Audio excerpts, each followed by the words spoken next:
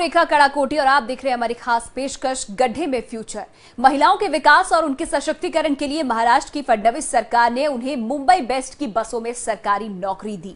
नौकरी से इनके घर का खर्चा तो चल जाता है, लेकिन इस नौकरी की वजह से इन महिलाओं को न सिर्फ परेशानी झेलनी पड़ती है, बल्कि कई बार तो काफी बड़ा खामियाजा भी भुगतना पड़ता है। अगर हम कहें कि नौकरी इनके घर को भरा पूरा नहीं होने दे रही है तो शायद गलत नहीं होगा। देखिए हमारी ये स्पेशल रिपोर्ट। नौकरी की सबसे बड़ी कीमत चुकाती हैं ये वर्दीधारी महिलाएं। मां बनने से पहले ही हो जाता है कुछ ऐसा कि दे जाता है इन्हें सबसे बड़ा दर्द।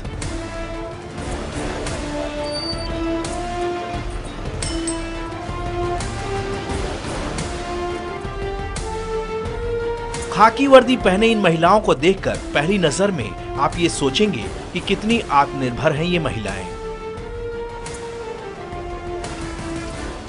लेकिन आत्मनिर्भर बनने के लिए इन्हें अपनी निजी जिंदगी में चुकानी पड़ रही है सबसे बड़ी कीमत। दरअसल ये महिलाएं बेस्ट बसों में कंडक्टर हैं। नौकरी से घर का खर्चा तो चल जाता है, लेकिन यही नौकरी इनके घर को भरा पूरा नहीं होने दे रही। आम दिनों में तो कोई बात नहीं, लेकिन परेशानी तब आती है जब कोई महिला कंडक्टर गर्भवती होती है। ऐसी हालत में भी इन्हें भीड़ भरी बस में यूं ही खड़े होकर टिकट काटना पड़ता है।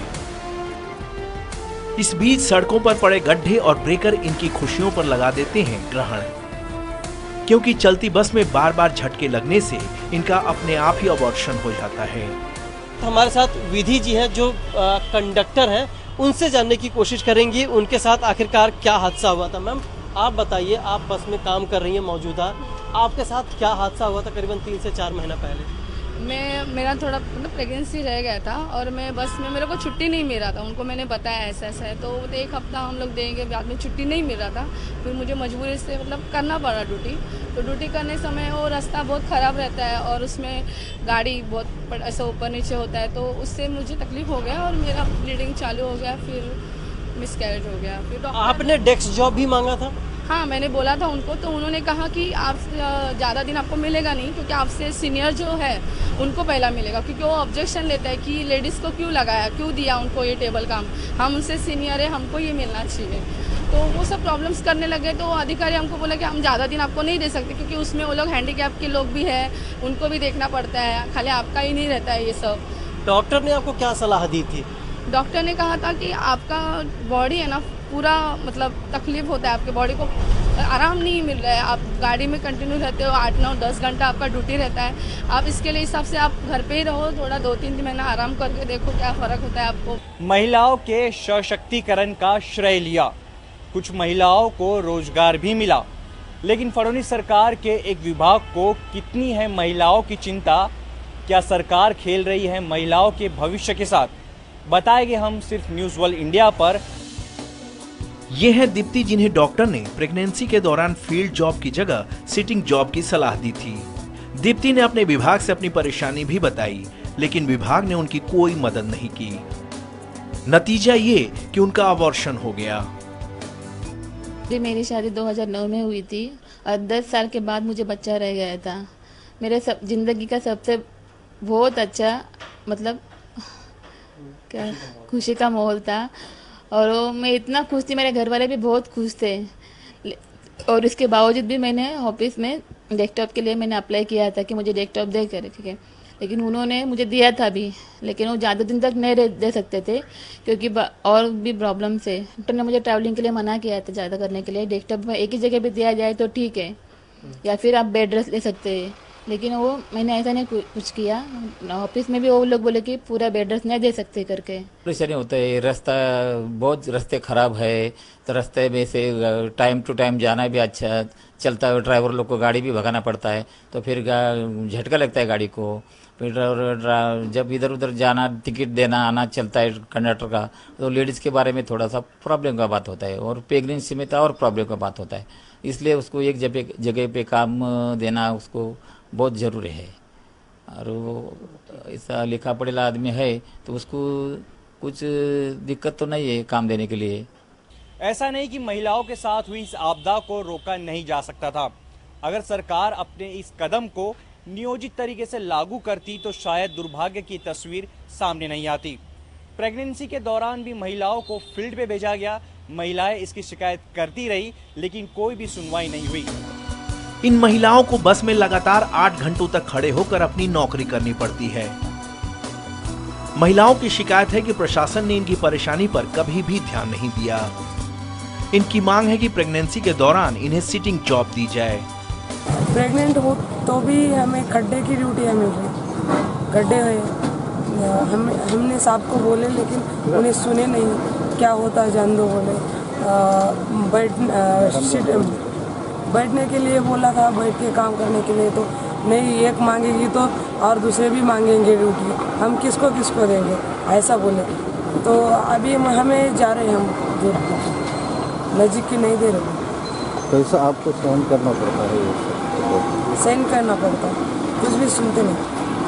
तो गर्भपात हो रही है और अबॉर्शन हो रही है।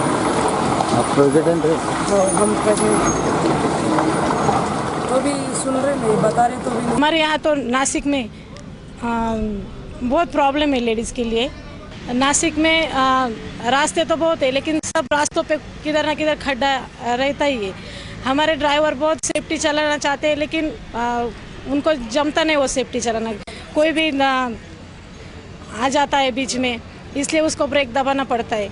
और ये ब्रेक दबाने से हमारे महिला जो रहती है वो कंडक्टर, उसे बहुत तकलीफ होती है ये टाइम पे। तो प्रशासन जो हमारे प्रशासन को ये कंडीशन में तो भी महिला को सिटिंग जॉब देना चाहिए, या तो वो रास्ते अच्छे से बनाने चाहिए। महिला को जो तकलीफ होती है वो कम हो जाएगी। जो लेडीज़ को प्रॉब्लम आती है उसका कुछ प्रशासन ने ख्याली से देखना चाहिए। लेडीज़ को टेबल वर्क देना चाहिए, क्योंकि बस में इतना भीड़ रहती है कि किसी को प्रेगनेंसी में चोट पहुंच सकती है, प्रॉब्लम आ सकता है कुछ। इसलिए मैं बोलती हूँ कि गवर्नमेंट ने, प्रशासन ने लेडीज़ को हेल्प करनी चाहिए। और रावते साहब जो है हमारे परिवहन मंत्री जी, उनसे रिक्वेस्ट है कि आप महिलाओं के जो ये प्रॉब्लम्स है उन पे ज़्यादा से ज़्यादा ध्यान दें। ये कहानी सिर्फ दीप्ति या 1-2 महिलाओं की नहीं है। एक सर्वे के मुताबिक महाराष्ट्र राज्य परिवहन निगम में 1,07,000 कर्मचारी काम करते हैं, जिनमें 7,000 महिला कर्मचारी हैं। उनमें से महिला कंडक्टरों की संख्या 4,500 है। 2016 में 168 महिला कंडक्टरों में से 138 ने सिटिंग जॉब मांगी, जिनमें से 78 महिलाओं को सिटिंग जॉब नहीं मिली। नतीजा ये रहा कि 48 महिलाओं का गर्भपात हो गया। प्रेगनेंसी के दौरान जिन महिलाओं को फील्ड में भेजा गया, उनमें से 62% महिलाओं का गर्भ अपने आप ही गिर गया। ये सर्वे महाराष्ट्र एसटी कामगार संगठन की महिला अध्यक्ष शीला ने किया है। तो साधारण फिगर नहीं है। अगर हमने पूरे महाराष्ट्र का अगर हमने सर्वे किया तो मुझे लगता है कि बहुत ज़्यादा तादाद में इस तरह की घटनाएं हो रही हैं। और मैं काम मेरी संगठन की तरफ से कर रही हूँ, महाराष्ट्र एसटी कामगार संगठन। तो मैं चाहती हूँ कि प्रशासन हमारे प्रश्न की तरफ ज़रा ज़्यादा गंभीरता से ले ले, क्योंकि आज होता क्या है कि ट्रेड यूनियन है, मेल डोमिनेटेड है, और मेरी union only one recognise union है। हमको हक बनता है कि हम प्रशासन के साथ बात करें।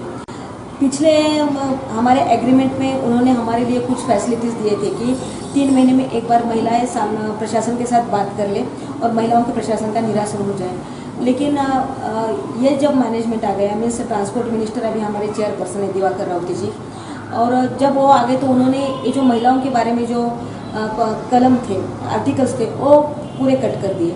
मेरा सवाल ये है कि आपके पास जो महिलाएं काम करती हैं वो उनका कहाँ किसके सामने ये कर दिए? अगर मैनेजमेंट ने हमको नकारा तो हम किसके पास हमारे हक के लिए लड़े? दरअसल गायनेकोलॉजिस्ट का भी मानना है कि 8 से 10 घंटों तक खड़े रहने की वजह से अबॉर्शन के चांसेज बढ़ जाते हैं। जो ऑलमोस्ट 8 से 10 घंटे अपने पैरों पे खड़े रह के काम करते हैं, उनमें हमेशा हम लोग देखते हैं कि अबॉर्शन का रेट ज्यादा होता है। उनके काम करने का जो स्ट्रेस रहता है, 8-10 घंटा खड़ा रहना पड़ता है, बहुत मुश्किल समय में उनको जब बसेस क्राउडेड रहती है तो उनको बहुत सारे खड्डे और गड्ढों की वजह से बहुत परेशानी होती है। पेट में दुखना, अचानक प्रीटर्म ब्लीडिंग होना, उनका जो खाने पीने का एक टाइम टेबल रहता है हर कोई प्रेग्नेंट महिला का, वो संभाल ही नहीं सकती है। उनके बहुत फास्टिंग गैप हो जाते हैं बीच में, जिसके वजह से ये सब मिसकैरेज के प्रॉब्लम्स हम लोग देखते हैं। ऊपर से जब वो ट्रैवलिंग करते हैं और जब वो काम कर रहे होते हैं तब बहुत सारे इन्फेक्शंस जैसे कि टॉर्च ग्रुप ऑफ इन्फेक्शंस हैं, उनको होने का खतरा रहता है। बसों में काम करने वाली इन महिलाओं की परेशानी से सरकार बेपरवाह बनी हुई है। इस मुद्दे को लेकर जब हम परिवहन मंत्री दिवाकर रावते से मिले तो उन्हें बिना कैमरे तो पूरी बात सुनी, लेकिन ये कहकर पल्ला झाड़ लिया कि सरकार इस तरह के सर्वे को मान्यता नहीं देती। ऐसे में महिला कंडक्टरों के मुद्दे को लेकर सरकार कितनी संवेदनशील है इसे बताने की जरूरत नहीं। उधर विपक्ष को सरकार को घेरने का एक अच्छा मौका मिल गया है। थोड़ी उसे सहूलियत मिल जाए और कंडक्टरशिप के वजह उसे डेस्क वर्क दिया जाए तो मुझे लगता है काफ़ी उसे जो है राहत भी मिलेगी। और हमारे बच्चे भी मतलब जिस प्रकार से जा रहे हैं, जिस प्रकार से मिसकैरेज हो रहे हैं, बच्चे का मिसकैरेज होना ये उस माँ के लिए बहुत ही दर्दनाक है, तो वो उसे झेलना ना पड़े। जिस तरह से यहाँ पर तकलीफें होती हैं, अगर जो बस गड्ढे में जाती है तो फिर वहाँ भी जर्क होता है, वहाँ भी तकलीफें होती हैं, तो जाहिर सी बात है बहुत ज़्यादा तकलीफ़ों से दो चार होना पड़ता है। राज्य परिवहन निगम को इसके बारे में सोचना चाहिए, खासकर महिलाओं के बारे में जो प्रेग्नेंट होती हैं उनके बारे में ज़रूर सोचना चाहिए, क्योंकि माँ बनने का एक सुखद अनुभूति जो होती है वो कहीं ना कहीं महिलाओं से छिन रहा है। लगभग 62% महिलाएं इस दर्द से गुजर रही हैं, जो कि महाराष्ट्र के राज्य परिवहन निगम में काम करती हैं। कैमरामैन श्याम शर्मा के साथ Rahul Dev Sharma, 10 general news world India, Mumbai.